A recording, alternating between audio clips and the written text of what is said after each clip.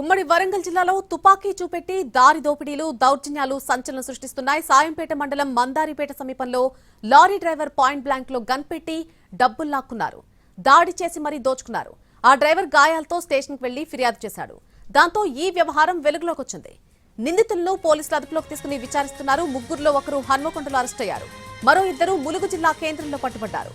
వారిని ఈ రోజు రిమాండ్కు పంపే అవకాశం ఉంది. హైదరాబాద్ లో పిస్టల్ కొన్నటువంటి ముగ్గురు యువకులు ముఠాగా ఏర్పడి హైవేపై లారీలను టార్గెట్ గా పెట్టుకున్నారు.